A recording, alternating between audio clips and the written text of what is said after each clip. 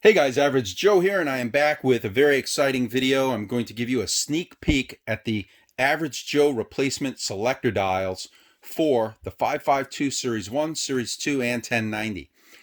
Those of you who followed me since early 2020 know how much I dislike these dials. There's a couple reasons. One, the concavity of this face. By making this face concave, they created an edge here. And unfortunately, that means if you're staging these dials, let's say you do a lot of bench exercises with your dumbbells, and you stage these dials or these dumbbells on your thighs, they're going to dig into your thighs. When you have a loaded 52.5 pounds, or even worse, the 90-pound 1090, on your thighs with this edge, it's not pleasant. One of the things I've been wanting to do is make a flat face that distributes the load and acts more like a traditional dumbbell so that it feels okay on your thighs. The second thing is the lugs. These lugs, unfortunately, eventually shear off, as you can see here. When one shears off, that means the remaining two have to bear the load. When two shear off, you can see that this third one is already peeling up because it cannot effectively bear the load normally borne by all three. Once the third lug is off, this just spins freely, and you can't pick up weights and you can't release weights from your dumbbell handle once that happens. I hate these dials. So I wanted to come up with a replacement, and I spent the last several months kind of quietly on and off working on that replacement. Yesterday, I printed a prototype. Now, the prototype that I'm about to show you is in printed plastic. The final part is going to be in aluminum. So the appearance will be aluminum like the discs, not like this plastic. But I wanted to be able to give you a sneak peek at the overall shape and explain a few things about the dial. As far as price, I'm not going to talk about price in this video yet because I haven't established it yet. I still have to make some decisions about this design before we can get to the point of pricing it. Then I'll introduce the pricing. We'll do pre-orders. We'll get this into production by late spring, and then hopefully here in the States by the summertime. I would love, like midsummer, to be able to get a shipment of my replacement dials here in the States. So without further ado, let's take a look at the Average Joe new selector dials. Now, this dial, again, this one's in 3D printed plastic.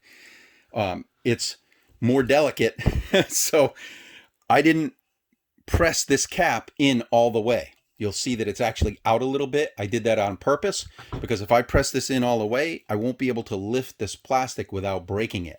The final parts will be metal, and this will have a notch right here so that you can put your screwdriver in and lift your cap out without breaking the cap. But I don't want to do that with this plastic part, so I just want to show you, this is what it would look like, but it would be pressed all the way in. And yes, it looks like the Average Joe logo, partly accidental, partly because of the finger notches. But I want to show you also that if you don't want to use the Average Joe logo, or you don't want this on your dumbbell, you can actually use your original 552 Series 1 or 1090 adhesive, which looks pretty sharp. I like that. You can also press in your 552 caps. So that's also pretty sharp as well. The finish, I haven't settled yet on the finish, but I'm either going to do a polished finish like this or the more matte finish like this. I haven't decided yet. It really is going to come down to cost. That's the deciding factor on a lot of this, is trying to make these affordable enough for you guys where I'm not breaking the bank. Also, I decided that I'm going to use aluminum. I know some people wanted me to make these out of a magnetic metal, like a steel. It would be unbelievably expensive to do that. Steel right now especially the stainless that I'm using on the handles, is way more expensive than aluminum. And consequently, it's also, by the way, more difficult to machine, more difficult to cast. Everything's more difficult about it, which means that while you'd have a great looking dial, no doubt about it, the cost would probably be astronomical. Now, I am having the manufacturer quote steel and aluminum so that I can see precisely how they differ. But I suspect that the steel is going to be prohibitively expensive. We'll see, and I'll let you know so that, you know, we can kind of move forward from there and make sure that we're going to order dials that the most people are going to be interested in terms of the material and the price point and so forth. I notched these dials because on the originals, they use rubber on plastic and it's got a little bit of a grip. On these, it's going to be metal. And so this is what's going to give you your grip. The shape of the dial has been contoured and beveled here for a reason, because I want you to be able to use your OEM base. I don't want to have to make another base that you buy a base from me. That's crazy. You've got a base. Let's reuse it. So I needed to make a dial that would fit 552 Series 1, Series 2, and 1090. By contouring this face, I'm able to use the OEM base, and it works beautifully in the OEM base. Let me pick up a weight here and show you what it looks like with the weight. Now remember, this cap is not pressed in fully. When it's pressed in fully, it will be flush, so it will look like this, and it will distribute that weight all on your leg without digging into your leg. The other thing is the weight of the dials themselves. These dials will weigh about 1 pound each in aluminum. These weigh about 1/4 of a pound in plastic. So you're going to gain about 3/4 of a pound per dial.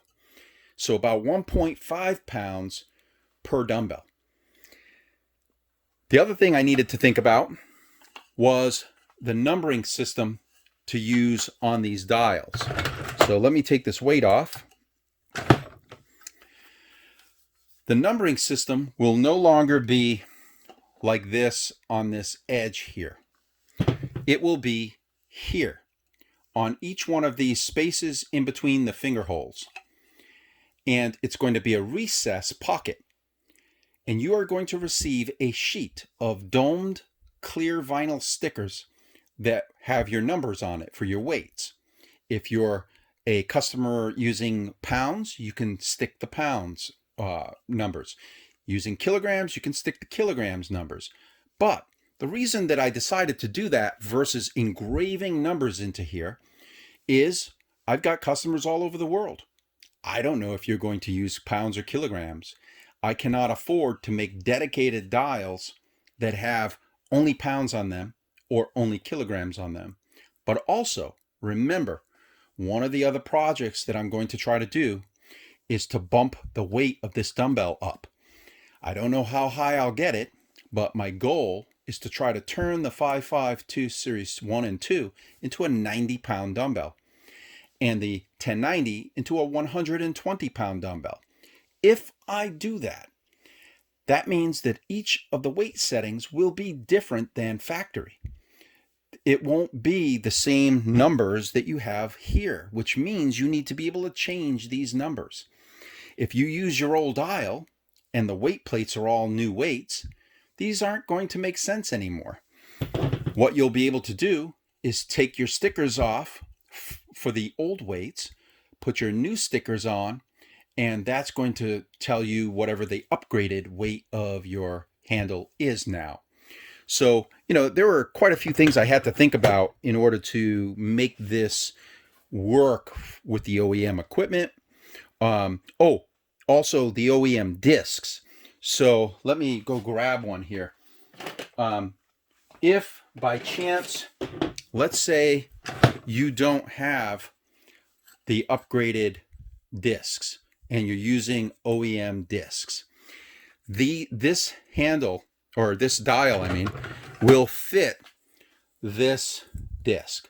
So if you just want the dials, you don't want the discs, you don't want the handle, you don't want the locking pin, you just want a set of dials, they will fit your OEM 552 Series 1, Series 2, and 1090s.